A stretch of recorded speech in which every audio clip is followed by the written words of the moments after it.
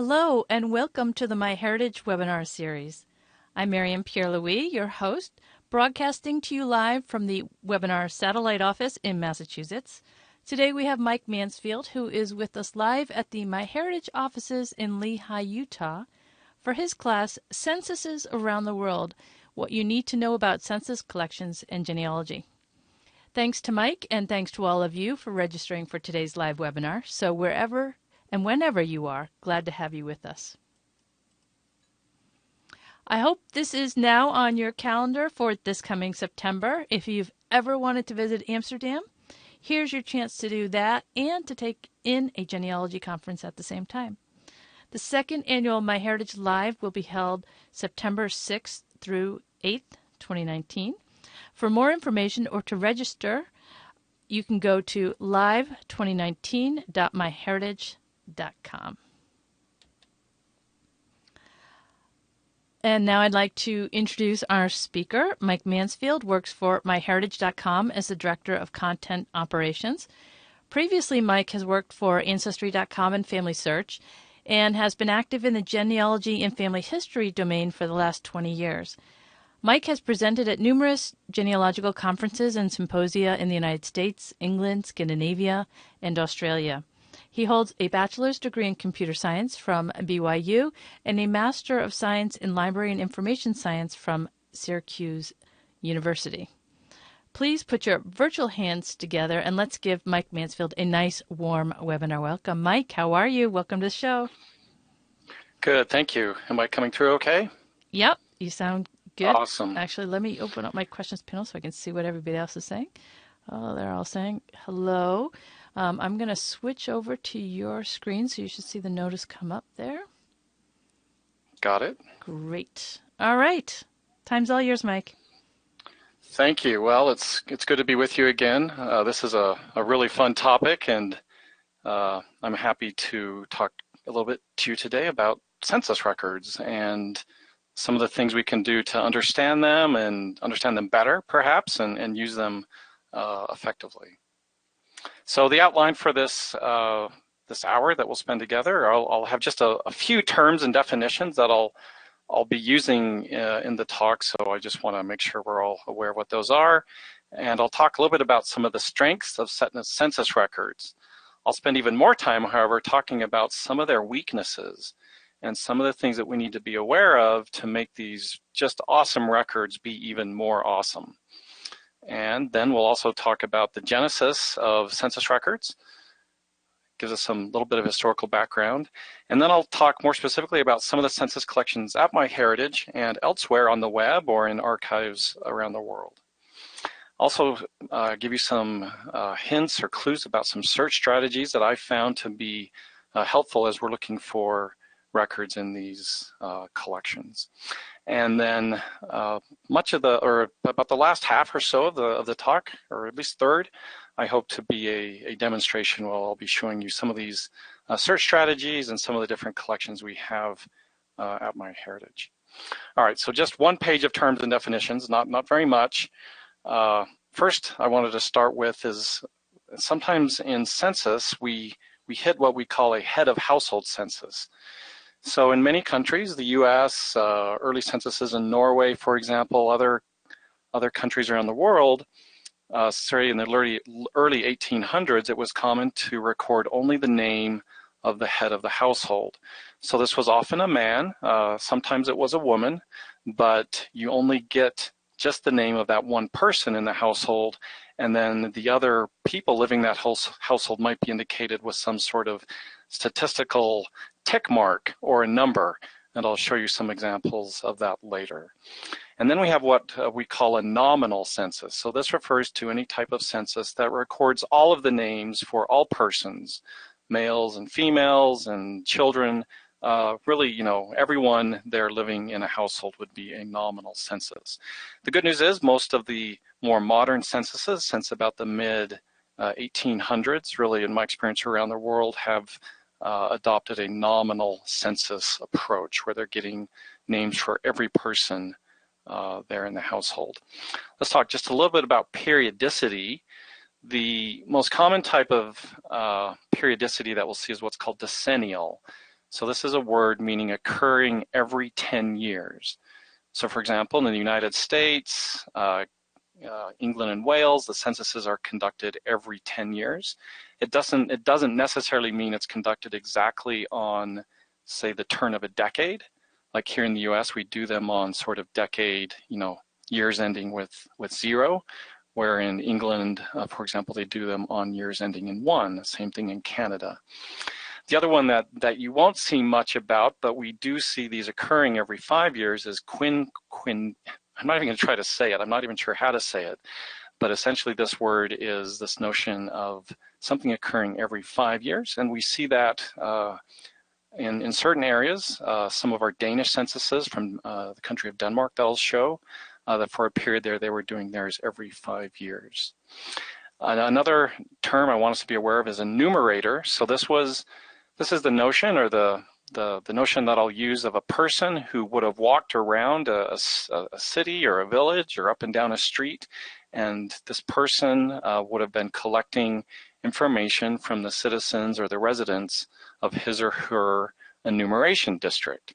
So an enumeration district is a geographic locality that was often assigned to a specific census worker or these enumerators to canvass. Right, they were going door to door or house to house or farm to farm in many cases, and asking people there these questions that they're collecting in the census. And I'll sometimes use the word census schedule. So when we talk about census schedules in genealogy, usually what we're referring to are what's technically called the population schedule.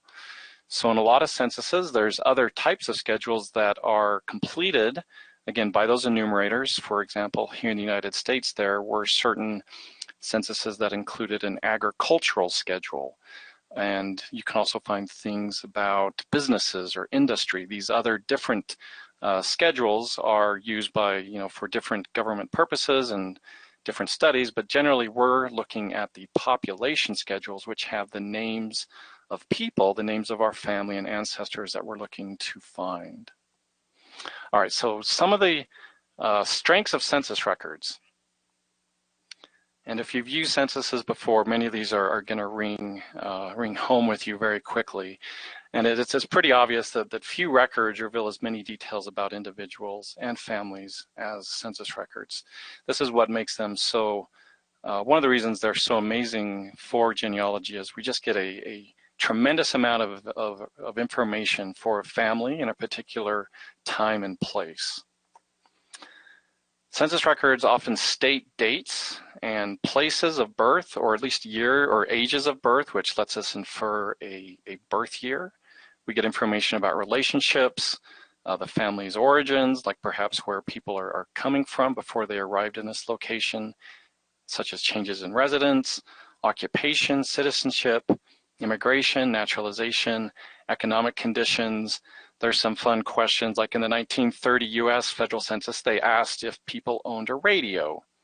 Just kind of fun little tidbits there. I'm not sure how genealogically significant that is, but the government was certainly interested in different questions at different times for different purposes. And census records are certainly an important source for placing individuals in specific places at specific times. And this is very important to understand about really what is a census giving us as primary information, and that's a residence, what we call a residence event. This person or his or her family were living in this place at this time. And this notion of this residence can lead us to other records and other sources where we can confirm or sometimes contradict information found in the census. So censuses are amazing finding aids, and their primary information, again, is about residents. They have lots of secondary information about people's ages, people's marital status, relationships. Those other secondary facts, we, as a good genealogist, will want to try to confirm those if we can with other non-census records. But census records often prove to be the starting point to get us more easily into those other record types. Once home sources are exhausted for a new genealogist, usually they're going to be jumping into census records. It's a really wonderful place to start. And in the last 20 years, we've just seen a tremendous sort of boom of online census indexes. Prior to that, there were published books and sort of hit and miss census indexes that were available, but nothing has sort of revolutionized what we do in genealogy is what happened in about the year 2000 when the industry started to index and publish census records in a big way. Sometimes when even civil or church vital records are missing or unavailable, census records can be a means of documenting information about a person's life. For example, in the United States, vital records didn't even start in many states until the 1910s. An exception there is New England. But in like the state where I live, Utah, or other states throughout the country, finding a death certificate or a birth certificate prior to the 1900s is very difficult, even impossible. And so census records can fill in those gaps for us. All right, let's talk a little bit about some of the weaknesses. So governments certainly have experienced difficulties in gathering census information. Some individuals don't trust the government's motives, excuse me. Some fear that the answers to their questions might be used against them, particularly in issues related to citizenship, immigration, taxation, and military service. Here in the United States, we have a case just this week going to the Supreme Court about a question that's wanted to be put on the coming 2020 census about person citizenship status. And this is being challenged by a number of states with similar concerns that they have that citizens or persons here living in the United States might not want to answer that truthfully with this fear that that might be used against them. Sometimes people have simply refused to answer or complete census questions, and sometimes they've just outright lied. And when we're looking at census data or census records, we need to always kind of keep in the back of our mind that we rarely know who the informant was. Most of the censuses that we'll look at today don't give us any indication of who that census enumerator talked to. Was it the wife or the mother in the household? Was it a teenage daughter? Was it a servant? You know, so you can see different people who would have been the informant might have better recollection about their family members that they were being asked these sometimes very sort of, non-trivial questions about. And then finally, census records have certainly been lost, damaged, and or destroyed. I'll talk a little bit about that. So here's a fun cartoon that I like from Harper's Weekly from 1890. And here at the bottom, the census taker is saying, "Good morning, madam, I'm taking the census." The old lady says, "The what?" The census taker says again, "The census." And she says, "For land's sake, what with tramps taking everything they can, lay their hands on young folks taking 40 gaffs of ye without so much as asking, an impudent fellow comes around as wants to take her census. Pretty soon there won't be nothing left to take," I'm thinking. So the census has kind of been the butt of some political cartoons throughout history. Here's an example of some sort of civil disobedience. Here's this article from 1880 where this looked like a German immigrant didn't want to answer the questions, and he was found in contempt and sent to jail. Another example, this comes from the United Kingdom, specifically Britain, or England and Wales, where you've probably heard of the suffragette movement there. So as part of protests against the government's continued refusal to grant women the vote, in 1911, the suffragettes organized a boycott. And exact numbers will never be known, but it's estimated that thousands, maybe even tens of thousands of women are likely missing from the 1911 Census of England and Wales. Sometimes we see transcription and spelling mistakes. So here's a famous family from the US Census. This is the 1920 US Federal Census from Kansas City, Missouri. And here we see this famous person, Walt Disney, and his last name is certainly spelled in a way that we wouldn't expect, right? D-I-S-N-A-Y. It's very clear that the enumerator wrote it down that way, and that's how it might end up, or certainly should end up, in the census index. So we need to be aware that these enumerators may not have heard exactly what the informant was wanting them to hear, or they might have written it down differently than what was intended. Sometimes we see instances of deliberate lies and even misinformation. So in one case, a woman in the US Federal Census aged only 12 years over a 30-year period. That's pretty amazing. So we either think about society and some of the sensitivities about ages and income levels and things like that. You can see what, you can probably start to imagine many reasons why people maybe weren't perfectly truthful. Here's another example where ages of children may have been exaggerated on purpose.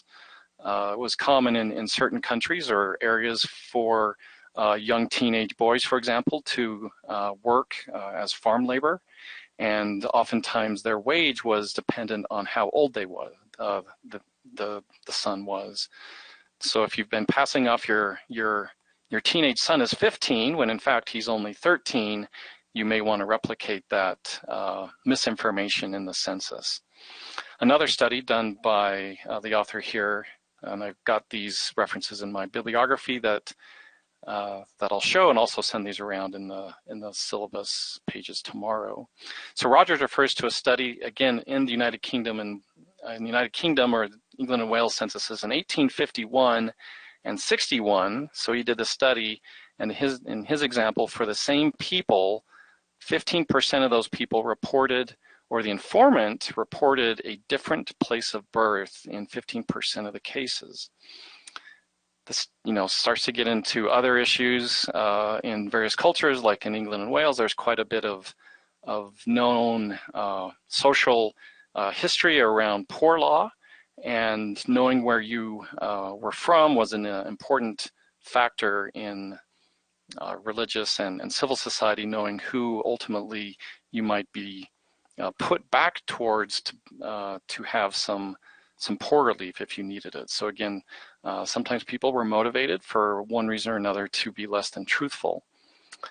Here's another famous example. This is Mary Ann Lincoln, or the wife of the US President Abraham Lincoln. She was born on the 13th of December, 1818. In the 18 Federal Census, the 1850 US Federal Census, she should have been 31, but here she's listed as 28. And 10 years later, she now should be 41, and she's aged an amazing only 7 years and should be 41. Again, we don't know who was the informant in the case of Miss Lincoln's household. Maybe it was herself, maybe it was someone else, but perhaps she wasn't quite as honest as Honest Abe. Here's another fun cartoon from 1860, the Saturday Evening Post. The census marshal arrives, or again, the census enumerator. I just want to know how many of yous is deaf, dumb, blind, insane, and idiotic. Likewise, how many convicts there is in the family. What all your ages are, especially the old woman and the young ladies, and how many dollars the old gentleman is worth. So you can see that some of the questions on the census might have caused, as this cartoon portrays, some social pause per se. However, not all enumerators were boorish. Here's a fun census doodle that I ran across in the 1911 Canada Census.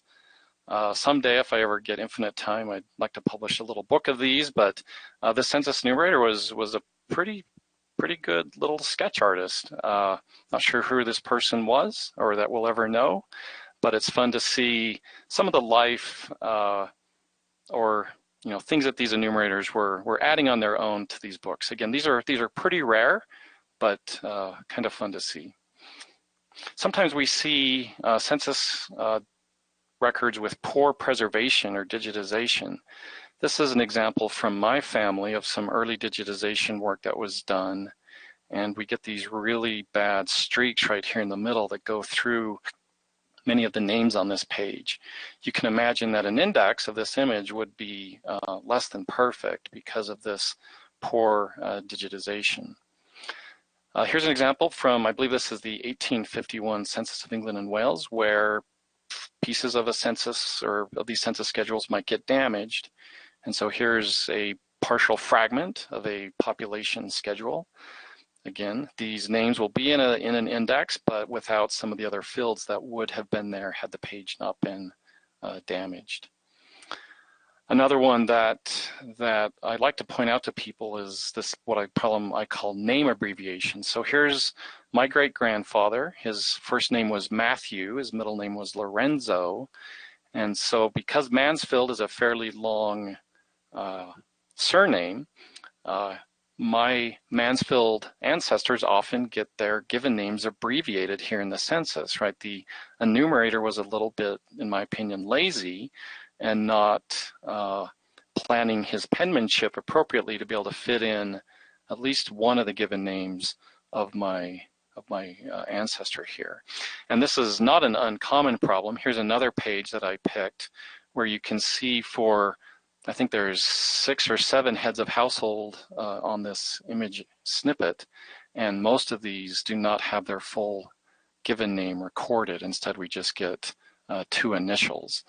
So that's one thing I'll talk about when I talk about search strategies is how we can look to overcome some of these problems where perhaps the given name of our ancestors isn't even properly recorded in the census. Middle names, so here's the famous American inventor Thomas Edison, and if you go to look for him, this is the 1860 US Census. He's going by the name, his middle name, Alva. I'm sure many of you do, like I do, have friends or family members who go by their middle name instead of their first given name. So as we search for our family and census, again, we need to be cognizant of what names they might have been using and think about other possibilities. Enumerators conducted door-to-door canvasses of their appointed districts, as I said earlier, and supervisors usually subdivided these districts into existing local boundaries. Sometimes it was the notion of a voting ward or a voting district that might have occurred. If it's a small town, it might be the entire town. If it's a very rural county, it might be, a certain portion of a county. But these boundaries, the boundaries of these minor civil divisions were often ill-defined, and this could lead or is known to have led to families being missed, and sometimes even families being enumerated more than once. I would have loved to have seen that discussion when the second enumerator arrived, maybe later in that same day or the day after, and the family may be telling this person they've already done the census, or maybe it was a different informant that didn't know that someone had come the previous day. But these state, county, townships, and city boundaries certainly change over time, and the census search can be complicated by these changes. Here's an example of Illinois. So the state of Illinois was sort of first a territory in 1790, but it was then part of what was called the Northwest Territory. And as we advance over time, you can see how the county boundaries start to change. In 1809, Illinois has first made its own territory, also including most of Wisconsin to the north of it. And by the 1820s, we're starting to get more counties. And then the period of 1820 to about 1840, where you see this tremendous explosion of county boundary changes here in Illinois.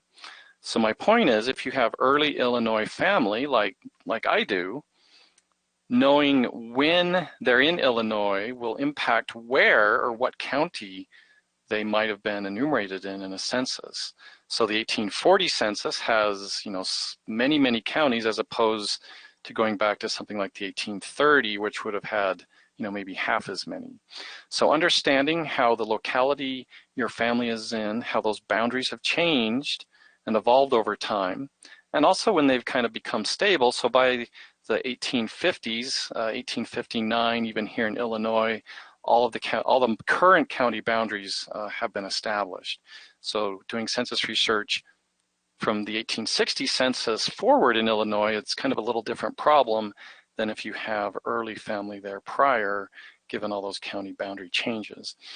We can also look at sort of a global view. So here's the 1810. Again, this is US on the left, and 1840 on the right. You can look at places like the Mississippi Territory down there in 1810 versus Mississippi and Alabama now becoming their own states. So if you're looking for someone in Alabama in 1810, there really wasn't such a thing. It's just the Mississippi Territory. So for a deeper discussion of these boundary changes, at least for the U.S. Federal Census, I would recommend this map guide to the U.S. Federal Census by William Thorndale and William Dollarhide. Let's talk a little bit about record loss. So in 1790, here's sort of the map of the U.S. And by when the 1790 census was conducted, we see that we have record loss from Delaware, complete record loss, Georgia, New Jersey, and Virginia. Virginia was by far the most populous colony and represents just a huge loss there in the 1790 census. One of the most tragic dates, at least here in the US for genealogists, was January 10th, 1921, when a fire raged at the Commerce Building in Washington, D.C. And what we're seeing here on the right are the damaged and destroyed or heavily damaged census schedules from the 1890 US Federal Census. There was a big public outcry after this happened within the next few days after, but the public outcry soon died down. And unfortunately, in 1934, Congress actually, at 1933, excuse me, Congress authorized the destruction of the surviving schedules simply because they were going to be too difficult to try to restore. Record loss in census has not been limited just to the United States. The 1931 Census of England and Wales was consumed in a fire, or not entirely consumed, but heavily damaged in a fire in 1942. There's a letter here by a gentleman who went and inspected the damage, and they determined that the entire work was a loss. This was not due to bombing operation or German bombing operations during the war, but just a separate fire that seemed to have happened. So the bad news for England and Wales census research is the 1931 census was completely destroyed. Again, this happens in other places, such as Ireland, the start of the Irish Civil War in 1922, a huge explosion there at the Four Courts building, which had been used as an archive. This huge explosion and subsequent fire ended up destroying over 1,000 years of Irish state and religious archives. Final record loss that I'll sort of point out is the British Raj, or the British India Empire. Following the sort of tradition of the British, they were doing a decennial census starting as early as 1872 and then hitting a regular cadence by 1881. Just incredibly huge numbers, compared to what we were seeing here in the US and Great Britain and Ireland. And one of the most tragic things in genealogy that happens still is the destruction of the records in India. So the tradition in India and in other places like Australia, censuses are destroyed after the statistics are gathered. So the 2011 census of India, with 1.2 billion names on it, likely will be destroyed here in the next year or two as they prepare for the 2021 census. All right, so I spent quite a bit of time talking about some of the weaknesses, but my point really isn't to say the emperor is not wearing any clothes, right? These records are awesome, and the way we can use them once we understand some of these weaknesses just makes this more effective. Let's talk a little bit about the genesis of census records. So the drafters of the US Constitution drew on recent experience and frustration. They had a lot of difficulty raising taxes during the War of Independence and during the Confederation period. And the same sort of social history is also, you'll see this play out in other countries such as Canada. Similar discussions were happening.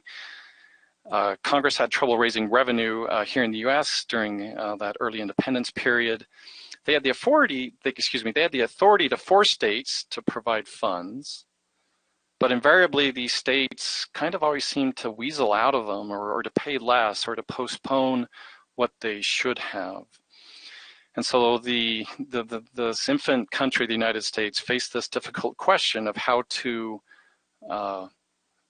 apportion representation and also how to collect taxes. So they came up with this really interesting balance between taxation and population. And this led to the creation of a periodic national census to measure the relative population in different parts of the country. This balance between taxation and representation. So although a heated debate was feared in the Constitutional Assembly, the National Census really was not terribly controversial. And in just a few short words of the US Constitution, the notion of taking a national census every 10 years is established. The framers did fear that there might be some pushback from the Puritan sort of early religious environment here in the United States about this biblical taboo on censuses that we can read in 2 Samuel and 1 Chronicles, where it was pretty clear that from the biblical account that there were some issues with taking censuses, but that never really materialized. The US population didn't really seem to have a concern there. So another great, as I mentioned, this check and balance, coupling this apportionment of taxation and representation through a census. Large states would receive more representation, but would also pay more taxes, and was a natural deterrent to over-counting population to gain representation, and a deterrent to undercounting to evade taxes.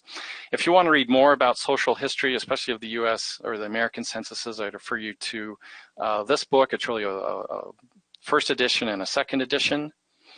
Likewise, if you want to get into a lot of the statistics of the census, the US Census Bureau has some nice publications from 1870 to 1920. These statistics and some of these visualizations can sometimes give us some genealogical insight. For example, if we zoom into the lower peninsula of Michigan here, we'll see just some little settlements here around what is now Detroit, and up here, which I think is called Fort St. Ignace. I was helping a person once who their family history was that they had very early Michigan ancestry, stating that they were there as early as like the 1800s. A map like this would help us understand, while possible, unless they were a fur trapper or a Native American and not living in one of these couple of forts, it's highly unlikely, though, that they would have perhaps been in Michigan that early. So we can sometimes use stats and these maps that we have for genealogical purposes. They really took a hiatus until 2000, and then they published this last atlas that they've done, the Census Atlas of the United States. A lot of stats, a lot of interesting information if you want to dive into that. All right, so the US, so I'm going to now start talking a little bit more about some of the specific censuses, both here in the US and other countries. The US federal censuses from 1790 to 1840 are these head of household only censuses. And then we get a set from 1850 down through 1890. Again, 1890 was almost entirely destroyed. Very wonderful censuses with full nominal censuses, names, information about where people were born and ages. And then we get what I call kind of the big boys of the 20th century, the censuses from 1900 through 1940. Here in the United States, similar time periods also exist for various countries. We have a 72-year privacy moratorium. So the 1950 census won't be made public till 2022. So we're actually getting close to another large census being made available here in the US. State censuses. So in the US, a number of states, not all states, but many states conducted a state census or a number of state censuses. And these can be very interesting for genealogy because they often ask different questions than federal censuses. And they were almost always taken at different time points. So for example, we have censuses say at 1885 or in 1905. So in the 5th year between the 10 years, that was often the practice for many of these state censuses. Quite a large number of state censuses were taken at the end of the 1800s. Some examples, Colorado, Florida, Iowa. And what you can see here is if you're lucky enough to have ancestors in a state like say New Jersey here, you can use these state censuses as a reasonable substitute for the loss or destruction of the 1890 census. So this is something always to think about when we're working with census records, is if a If a census isn't helpful to us, maybe it's been damaged or destroyed, or we're having difficulty finding our family in that particular census, we need to look at what other types of census materials might be available that we could look to give us some additional answers. All right, in Canada, they started collecting censuses in 1851. And theirs was a decennial census every 10 years, 1851 to 1901, and thereafter, 1911, 1921, etc. And the first coast-to-coast census was taken in 1881. However, just remember that Newfoundland wasn't really a part of Canada until 1949. And then they also did some sort of special prairie province censuses. So these are the provinces of Alberta, Manitoba, and Saskatchewan. They did those in 1906, 1916, and a 1926 I know was also recently, I believe, released by Library and Archives Canada. All right, let's look at some search strategies. I'll talk about these real quick, and then I'll show some of these in the demonstration portion. So when we think about the given names and surnames of our family, we need to be sure to look for variants, variations, and misspellings. Think about that Walter Disney example that I showed earlier. The way that our family's names might appear in the census documents might elude us until we think a little more broadly. And I'll talk about some techniques to help us overcome this. Also think about if your both given names and surnames are common or uncommon. If you're searching for John Smith, that's the two most common names here in the United States. John, the most common given name, and Smith, the most common surname. If you have a John Smith you're looking for, you need to think about other techniques and just looking for that name. So there's different techniques for both common and uncommon names. One of the most interesting rare surnames that I'm aware of is a surname called Fuddpucker. And if you have a very rare surname like Fuddpucker, just searching for Fuddpucker alone, just that one surname in a search template might show you very meaningful and easy results. We'll talk about how to overcome this a little bit as we can add relatives to make our search more unique. And if you don't have luck with one family member, like let's say the father is John Smith, but the son is Ebenezer Smith, finding an Ebenezer Smith might be much less challenging than finding John Smith. Also showed a little bit about Soundex and other phonetic searches. We'll talk just a little bit about that in a moment. And then especially for the women and the females in your ancestry and in your tree, we need to think about what surname would they have been going by in the census? Were they still using their maiden name? Were they married? When did they get married? How many times did they get married? Right, a woman in a census might appear with half a dozen different surnames based on, if she was married a number of times and also had used her surname as a child and a teenager. And if you've ever looked for young adults, just like you'd imagine today in a census, these young adults, late teens, early 20s, they're often moving around, working different locations, different farms, different factories. It can be very challenging to find young adults in a census after they've left home and perhaps before they're established. So we need to think about the ages of some of the people that we're trying to find and try to imagine what might have been happening in their situations. Same thing for young couples. It's pretty common to find young couples in what we would call a multi-generational household, where they may not necessarily be their own household yet. So perhaps the married man of this young couple might not be listed as the head. He may be, say, still a son of his father or some other relationship. And then same thing with elderly. I've seen this many cases also in my own family history where when a person's children have all moved out and maybe one of their spouses or their spouses passed away, they might go and live with, say, one of their children or someone else. And so thinking about the ages of our search targets is certainly important as we search census records. Here's one of my favorite books for finding name variations, foreign versions of English names. This is actually a U.S. Department publication. It's by definition than in the public domain.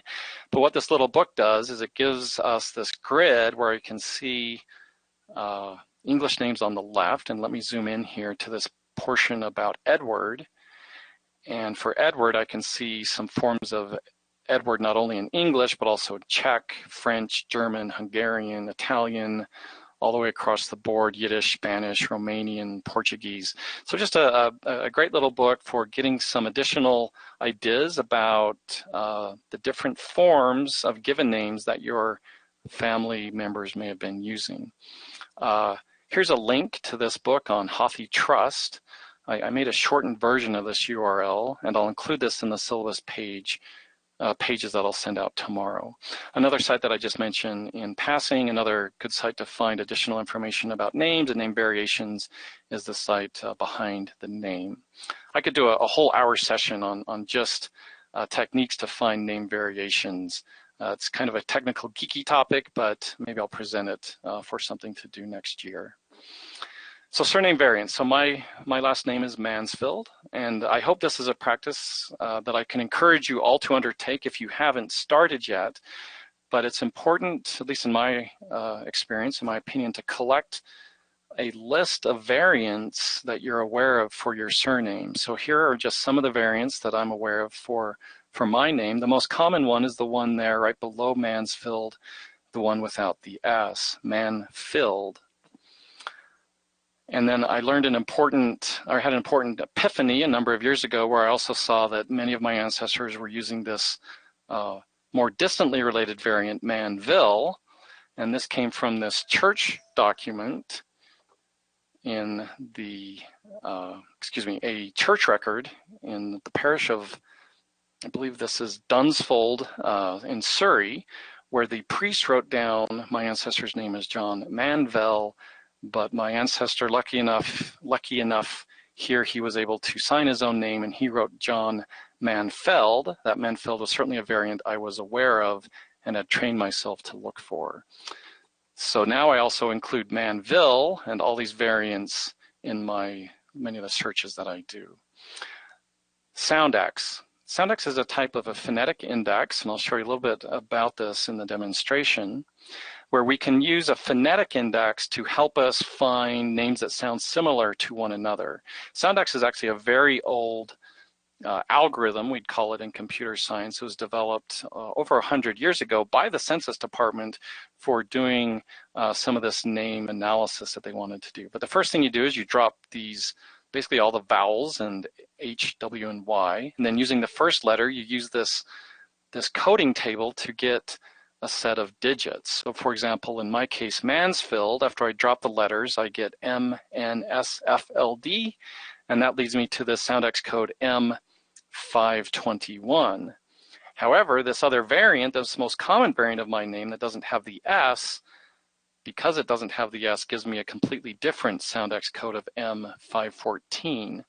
So if I show you some of the other surnames that are in M521, not only is it Mansfield, but things like Manship, Monsef,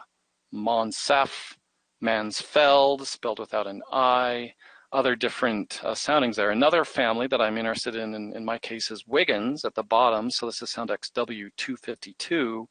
And you can see that Wiggins shares a Soundex code with a lot of Polish names and a lot of, there's some German names in there, it looks like, a lot of other names, Washingtons and Wiggins. You know, it's certainly far from perfect. Again, this is a very, very early, the oldest phonetic indexing technique really ever devised. On MyHeritage, one thing that I'm really happy that we do a really good job of is providing you the ability to control if you want to use phonetic search techniques. Not only is there regular Soundex, which is what I just referred to, but a number of others more modern and more robust phonetic indexes. It would take me quite some time to demonstrate how some of these more complex phonetic algorithms work, but definitely worth something to try, and I'll show an example in just a minute. All right, so let's talk about some specific census collections at MyHeritage, and I'll also mention a few further afield. I'm just going to first start out by coming back to what I talked about, state census records. If you want to read more about that, I refer you to this book by Lanehart, the state census records. You also probably find this in a number of local public libraries. It's a fairly common book in the field. Here's an example of the Colorado State Census from 1885. It looks, kind of immediately recognizable as a population schedule. And if we zoom in here to the top part of the left page, we'll see, very similar information. We've got relationship to head, people's genders, their ages, the place, over on the right, we see states and countries of where some of these people were born. So again, if you have early Colorado family and are lamenting the loss of the 1890 census, the state census could, the 1890 U.S. Federal Census, the state census could help you. Some other censuses, or some other countries that I'm just going to provide some resources to: German Census Records, 1816 to 1960. This recently published book by Roger Meinert. It's an incredible book, really has sort of set the groundwork for the industry about how we might be able to tackle bringing some of these German census records online. Unfortunately, many of these German census records have not been digitized or indexed. There are some here and there, but still there is quite an interesting collection there in Germany that have not yet been indexed or digitized even. Australia, the censuses of Australia, kind of like I mentioned with India, they had an amazing history of collecting censuses in Australia, but unfortunately they've very systematically been destroying their censuses under a privacy provision that they have. Only recently in Australia were they giving citizens the option. The most recent census, they provided an option for individuals to decide if they wanted their census information to be retained and then made available, I think, within 100 years after that time, and approximately 52% of the Australian population opted in to have their information retained. So in 100 years from now, we'll see some more some Australian censuses come to light. There are some fragments from some earlier Australian censuses that exist, and I would refer you to this really nice list by this genealogist, Graham Genet, if I'm saying his name right. This is actually linked to by a number of the Australian state archives. So at this site, you'll see what some of the surviving fragments are there in Australia. So not a lot, but some. Scotland, censuses of Scotland, again, following the sort of pattern we see in England and Wales. Decennial census was taken in 1841 and onwards. There are some indexes of these at various websites. We have a few fragments on MyHeritage, but Scotland's people.gov.uk is sort of the canonical place to go where you can actually get the actual images. However, they've long been monetizing this collection where you buy credits, and it's going to cost about, well, it's £1.50 to get a single image. That's about $2 US. All right, so let's look at some, in the next 10 minutes or so. I just want to kind of end with doing some demonstration of some censuses here on MyHeritage. So when you come to the research tab on MyHeritage, this is where, sorry, I just need to find my mouse. There it is, great. So when you come to the research tab, this is where you'll find our search system, Super Search, where you can do ad hoc searching. We have these categories such as census and voter lists, and if I go here, this is going to take me to sort of an ontology or a hierarchy of various census collections. So here I can click, for example, on the U.S. Census subcategory, and I start to get a list of many of the U.S. censuses, and I can hit Show All, and I can get an even bigger list. This list is primarily sorted by the number of records it contains. And of course, anytime you do a live demo, things seem to go slower than you would hope. Got to find my mouse again. There we go.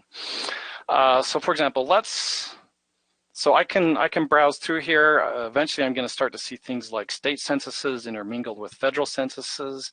Here's an example of a special census, the 1850 slave schedules. One bad thing about the slave schedule census is they didn't actually record the names of the slaves, rather only the names of the slaveholders, with some information about how many slaves each slaveholder had.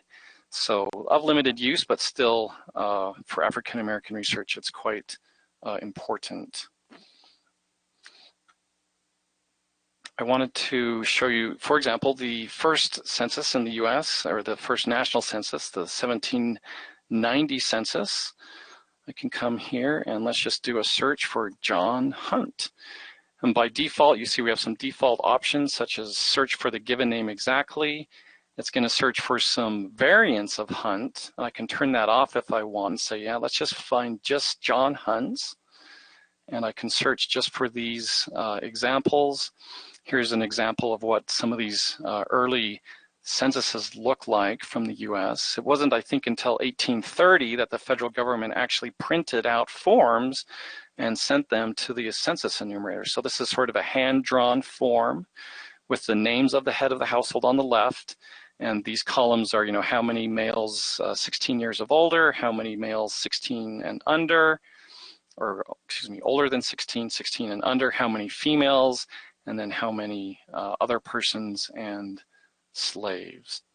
So the 1790 census, really through 1840, you're going to see similar heads of households only type of information.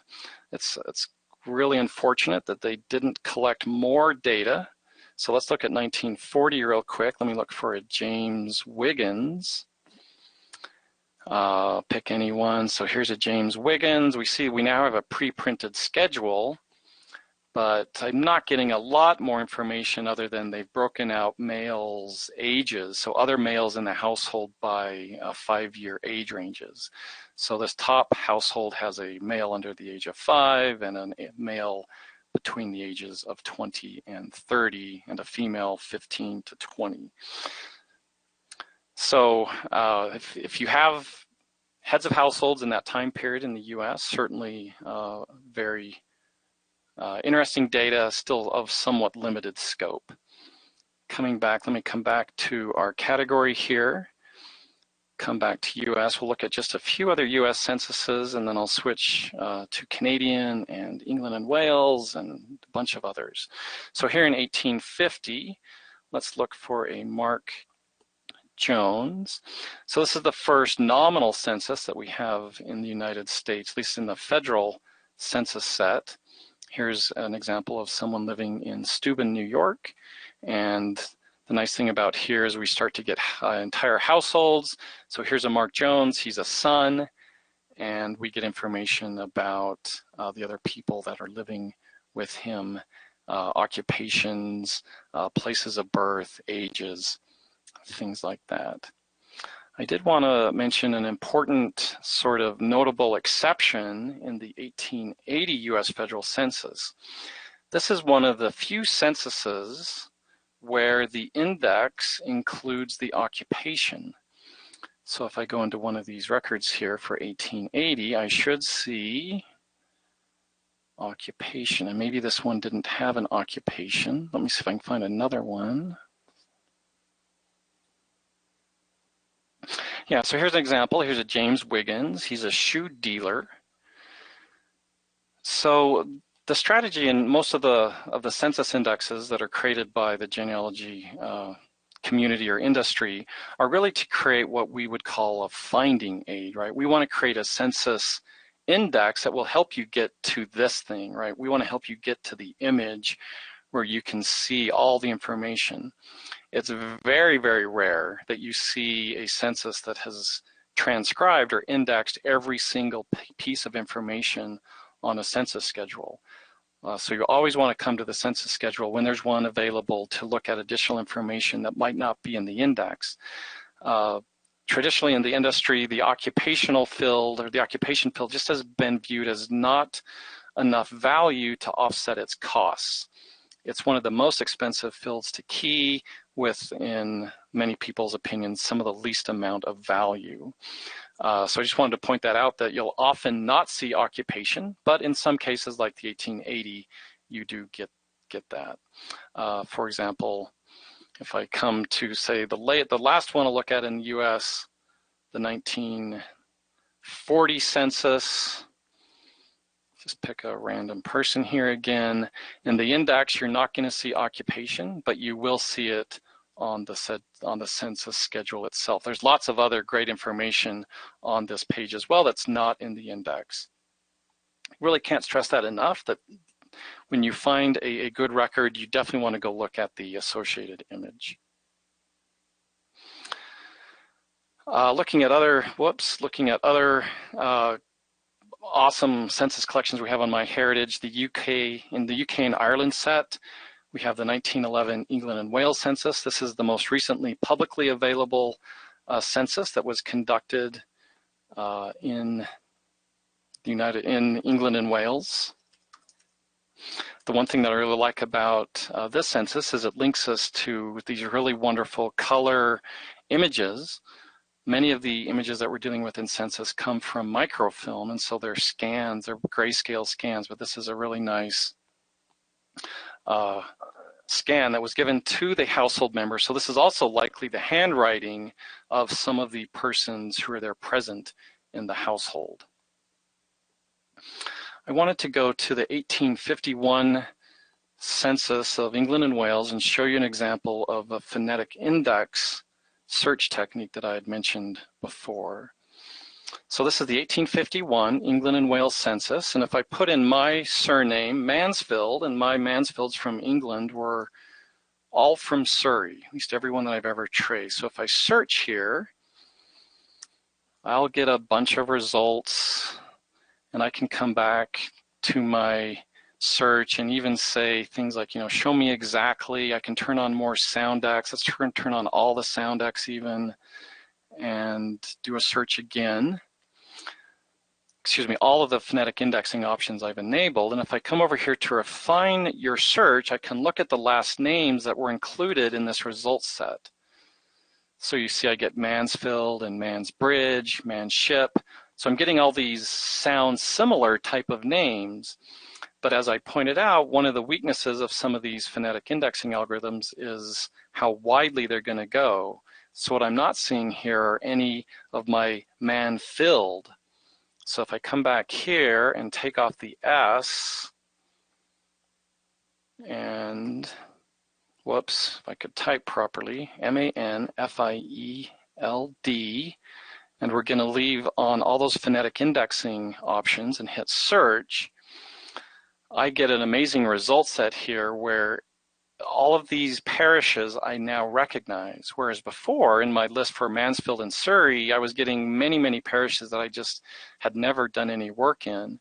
And so all Hascombe, Dunsfold, Bramley, these are the birthplaces of my direct ancestors. I'm likely related in one way or another to almost everybody here who has this same spelling of this surname. So I just wanted to point that out, that use the phonetic indexing techniques, but also supplement those with what we know about our own name variants. I'd mentioned in passing, just in the last few moments we also have a really nice, the 1939 Register of England and Wales. So this was not technically a census. It was conducted by the government there in England leading up into World War II. So this is also sort of a nice substitute for the destroyed 1931 census that isn't available. Another census I would point out, we have the 1901 and 1911 Ireland censuses. And I just want to end, if you have Nordic or Scandinavian family, you definitely want to use the census records at MyHeritage. We have a complete set, the only complete set anywhere of the Danish censuses from 1940 to the 1700s. This collection of Swedish household examination books is just amazing. And one of the last things that I want to end with, I'm going to search for a gentleman in this collection called Anders Gustaf Andersson. And you may say, hey, wait, Mr. Mansfield, this isn't a census. This is a household examination book collection. Sometimes we see collections that are even better than census in a way, and this is an example here in Sweden. And when I show you the records here, I hope you'll understand why I claim these are even better than census. If we had these types of records for all countries, the work we do as genealogists would be just incredible. So this man, Anders Gustav Andersen, was born on Valentine's Day, February 1833. And I think that's enough. I'm going to do a search here. And this is, again, over 100 million records. So these books were kept by the Lutheran ministers here in Sweden, and each book might have captured the same family a number of different times. So what I want to show you here is one of his first entries. So here's Anders Gustav Andersen, born in this Elgerus location. And if I click here, and if I zoom in, it's going to show me this really incredible information about Anders Gustav Andersen and 2 spouses. And when I first saw this record, I was very concerned that we might have made a mistake in our indexing. But what happens is when a person dies, they get crossed out, or the family moves, they also get crossed out. But if you see this, this person on the second line, the Stina Jonsdottir, she died in 1874. If you see over here on the right in the book's gutter, and he marries another woman, and she's then added to the form. And even better, if we go over, the priest tells us that in 1878, this family has moved to page, quote, moved to page 302. So they probably, you know, renting a different farm or something. If I go over to page 302 now, I should find the same family again. Here's again, Anders Gustav Andersen. Oh, and look, his second wife that he married previously has also passed away, and he's married a third spouse. Interesting, if you look at the birth of this son, Johann Fritz, we'll see that he was born just a few days before the death of his mother, obviously, you know, or likely from some complication due to childbirth. In the syllabus pages that I'll send out tomorrow, I'll include a more exhaustive list of many of the other censuses we have, not only from Denmark, Norway, Finland, the Netherlands. I'll try to include a complete set of links also for our Canadian collection as well. Finally, substitutes. Sometimes you just can't find your family in a census. This happens to me. It happens to many people that I meet. This is my grandfather, Thomas Joseph Griffiths. He was born in Wales. He immigrated to the United States at the age of 19.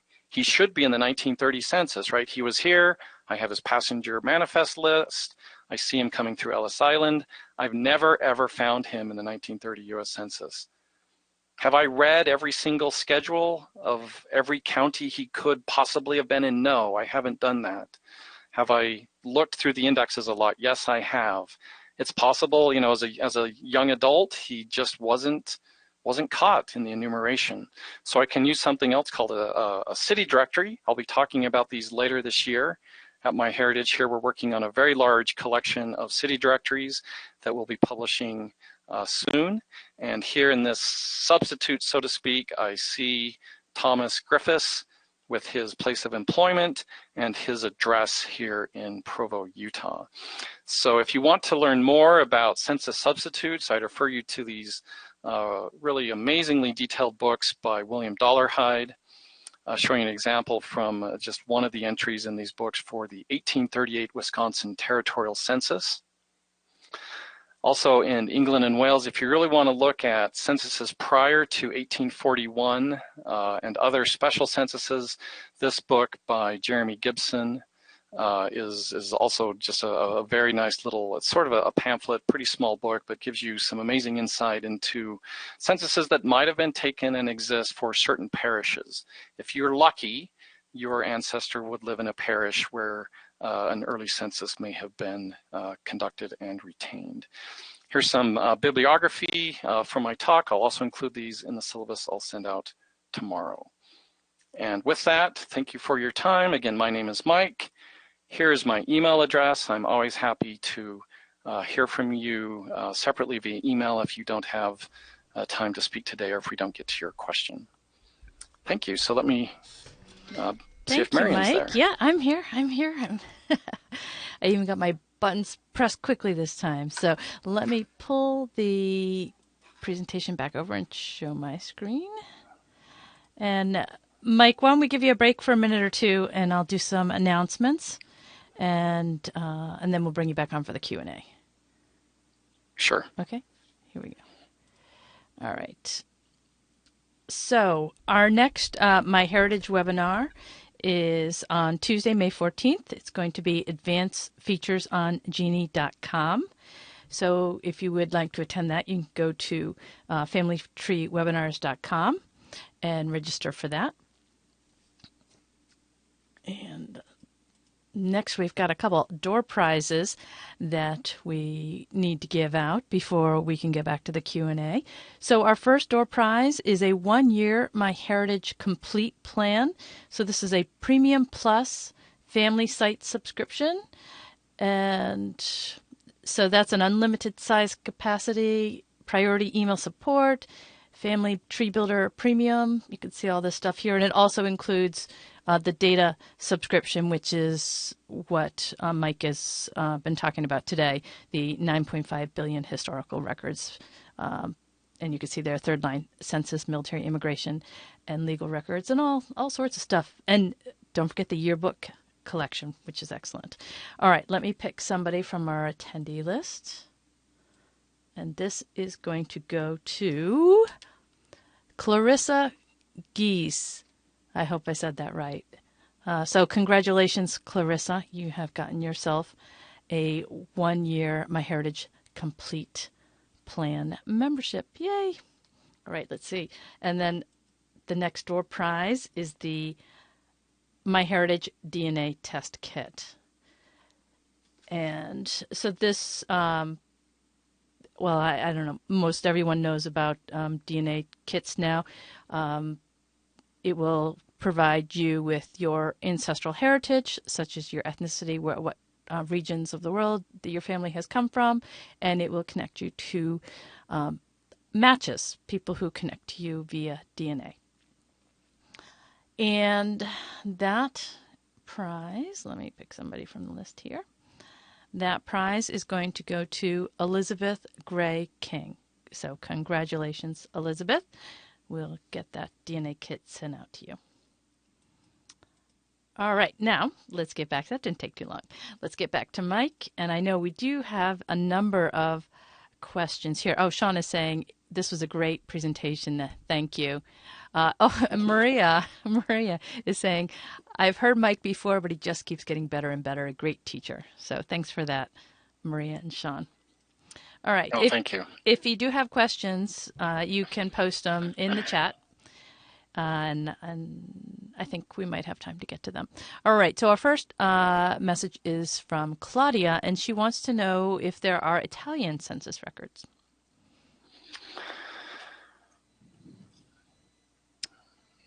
I don't know. I haven't looked at all countries. My experience in Italy has been with the DGA, or the National Archives there, mostly with their civil records. I apologize. I don't know. I could answer for France and another number of other countries, but I'm not sure about Italy. Well, I'm just cheating right now, going to the Italy page on Family Search Wiki. And unfortunately, it's going to take too long for me to figure this out. But I would suggest that Claudia go to the Family Search Wiki and search for Italy, and you should be able to find out that information right there. I'm trying to scan it really quickly, but you can't see anything. So sorry about that. Yeah. The Family Search Wiki is a great source for finding information about other records really across the world, as is their Family History Library catalog, although they've only cataloged what they've accessioned. So if they haven't, for example, Family Search has not really done much of accessioning newspapers.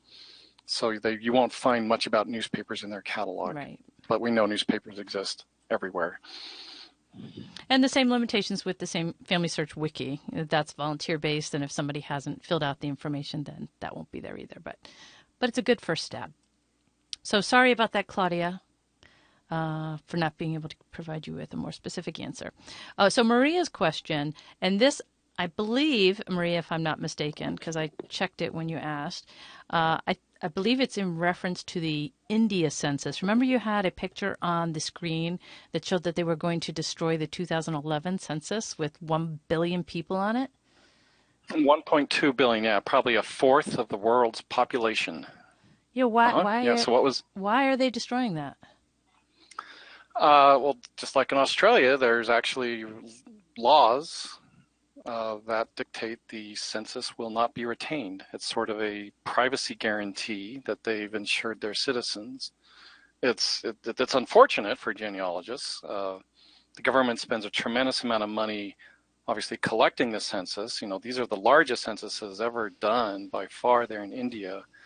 And then they also spend a lot of time collecting the statistics that they use for various governmental purposes, but then they destroy the actual schedules themselves. Yeah, and the schedules are amazing. The 2011 schedules are just incredibly detailed. Yeah, it's just unfortunate. Incredible. All right, a quick question from Cindy. She wants to know, what was the name of that map guide book that you mentioned? Sure, and I'll certainly include it in the syllabus pages. It's let me just go to the slide real quick. Oh, okay. So I get it exactly right. It's called Map Guide. Oh, if you want, I can just read it here. Okay, all right. Whatever you prefer. That's fine. Map guide, why don't you just read it? It's called Map Guide to the U.S. Federal Censuses, 1790 to 1920. I would hope this is also one you'll be able to find in a number of public libraries. I'd also check WorldCat. If you're unfamiliar with WorldCat, it's a very nice way to see books that might be near you in other public libraries that maybe aren't your exact public library that you could get to. Okay, so I have put that map guide to the U.S. Federal Census 1790 to 1920 in the chat, so you can grab the title there and check WorldCat or Amazon or whatever you like. All right, next.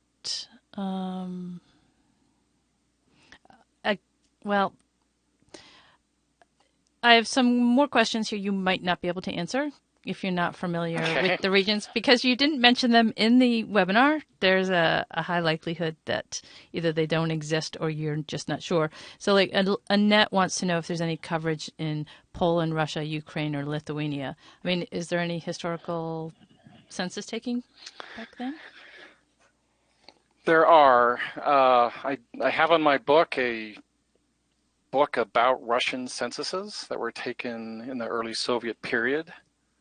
The challenge when you're looking at censuses for countries where it's unclear what survives, you'll often find materials that talk about, you know, you can go to an archive or a national library, you could talk to people there, as I've done, and they'll say, oh yeah, we have the census, and you get really excited. And you ask if you could see some of it, and then they point you to a bookshelf with statistical abstracts.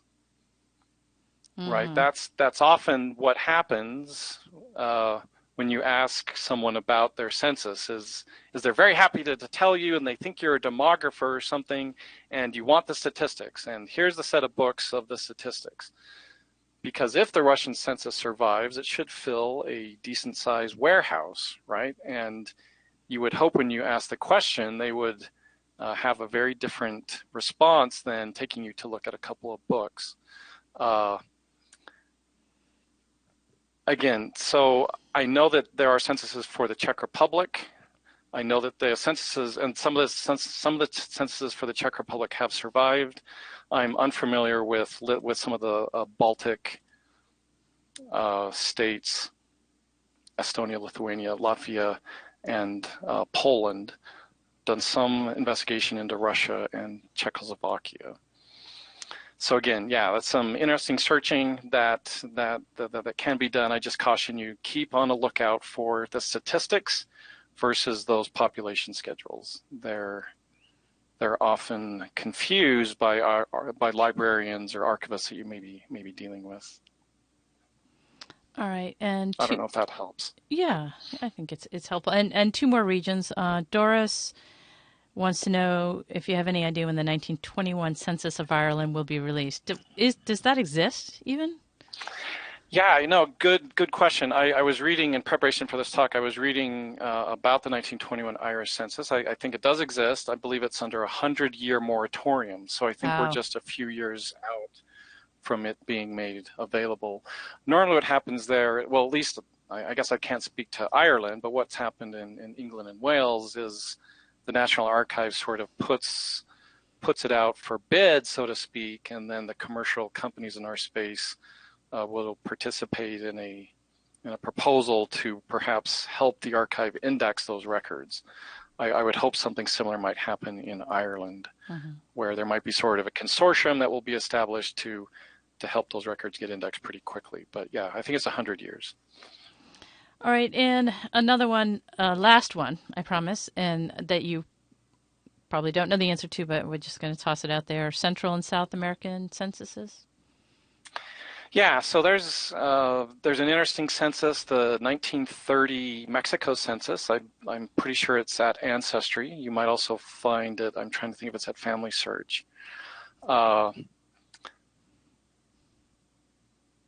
Yeah, so 1930 Mexico I know exists. I'm less familiar with what they have done prior. I know that censuses in Spain are, let's just say the tradition in Spain for collecting censuses wasn't as robust as what we've seen in, say, the British Commonwealth or what was established here in the United States for Scandinavia. And I fear, again, this is just my sort of fear, that the former Spanish colonies were maybe less adept, let's just say, at taking censuses. But I hope I am wrong. Okay, here's a question you can definitely answer. Pat would like to know, can you use wildcards in your searches on the MyHeritage site? So the answer, unfortunately, right now is no. I'm pretty sure we're working on some enhancements to the search system to change this. I back up just a little bit where if you look at the advanced search drop-down option, I showed it a little bit and included it in one of the slides. There is an option to show starts with. In a way, that's a kind of a poor man's wildcard. It's not going to let you put say an asterisk or a question mark character in the middle of a term, but if you're wanting to find Johnson that's spelled S-O-N and Johnson spelled S-E-N, you can certainly, look for surnames that are J-O-H-N-S and then include that starts with, and you'll find Johnsons and Johnsons. I wish I had a better answer at the moment. Okay. All right, so Jane has a question, and I believe she's referring to Swedish records, but hopefully you'll be able to know from the context of her question. She says, Sure. Did the Lutheran ministers conducting the household survey enumerate Jewish families? My understanding is yes. They were to survey everyone in their sort of geographic jurisdiction. Several of my ancestors had converted to what in the Lutherans they recorded as Mormonism or the LDS Church, and they're recorded as such. I would imagine that we'd be able to find similar things for other Protestant faiths as well as Jewish faiths. I'm trying to think. I think that I've seen sometimes they're referred to as what's like the Swedish word for the cult or Church of Moses. So definitely worth looking into to see if they're there.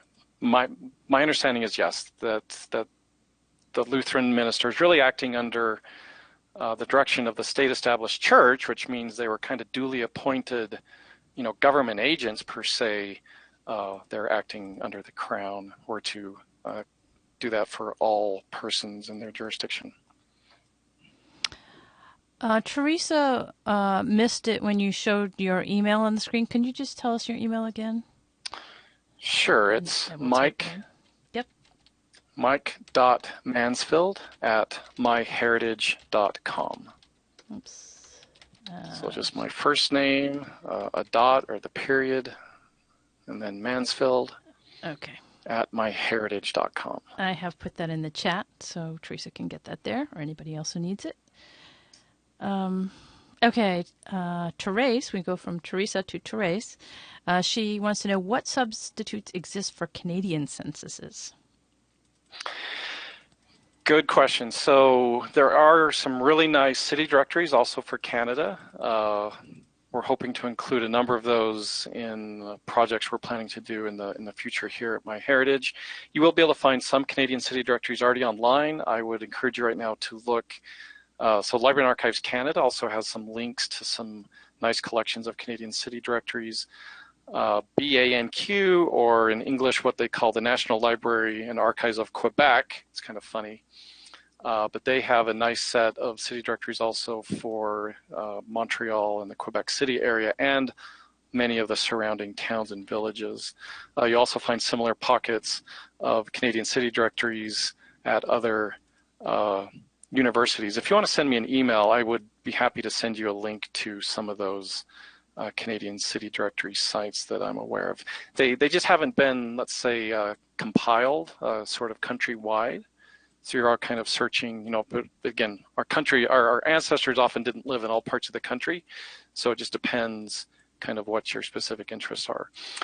There are some very nice vital records collections, which when you think about it, if you have a good index to a vital record, say births, marriages, and deaths, those can also be, the ultimate substitute for census, right? If you're actually finding the primary vital events. Canada does have some nice newspaper collections. Again, sorry, Mike. I yes. Need you to unplug your headset and just plug it in real quick. If you don't mind, we're just getting some some static, some end of webinar static. Okay, here we go. Yeah. 2, 3. No problem. We'll just wait for a second for him to get back online. Nobody wants to listen to static, so. And then when he gets back... Am I back? Yes, you are. And you sound so much better. You sound so much better. Great. Sorry about that. Didn't mean to interrupt you there, but I didn't want to lose you completely. Yeah, no, I was just saying yes. So city directories in Canada are pretty good. There's some really nice vital record collections, Ontario and Quebec. I would, again, look at the Family Search Wiki to find some pointers to those. Okay, just a couple more questions. The city directories that you mentioned that are coming to MyHeritage, Teresa wants to know when those are going to be available. We hope to start publishing here in the next few months. Okay. I'm hoping that we'll wrap up the project around the end of the year. Currently, when I say the project, the scope is kind of just the US right now. But we're planning to hopefully do a similar project for directories from Canada. There's some nice directories also from the United Kingdom. Okay. And last question, Michelle wants to know, where would the Newfoundland census be found, in Canada or England? I believe, if you go to Library and Archives Canada, I think they have some specific information. So obviously, after it joined the Canadian Confederation, it was, 1948, 49, those records would still be protected. The privacy period in Canada it's not 100 years, but it's more than 72 here in the US. That's a great question. It's possible that they might be at the National Archives of England, or what's called TNA. But I kind of think or guess that they're going to be... I'm just looking online real quick. Emma is saying that Newfoundland, Grand Bank's website has the census info and more, she says. Awesome. So I'll put that in the chat, so anybody who wants that information can see the name again. Yeah. So Library and Archives Canada is saying that there's a few things that have survived. Yeah. Okay. Yeah, and I'll if the person wants to email me, I can try to show them what I'm seeing. Okay. Well, Mike, you've done a great job trying to, on the spot, put out information about all the censuses in the world. So kudos to you for For actually being able to pull that much information out of your head is just astonishing. So Oh, well, thanks. that's great. Well, we've come to the end of our webinar. Thanks again for another wonderful webinar, Mike. Your webinars are always terrific. And thank you to everyone here for attending. We appreciate you spending your time with us. Look for us at the next MyHeritage webinar on Genie.com, about Genie.com. So we'll see everybody then. Thanks, Mike. Yep, Bye-bye. goodbye. Oh, and before I sign off, you guys can save the chat log. If you go to your GoToWebinar control panel, go to File, and then Save Chat, and you can save all the information that was put out in the chat log.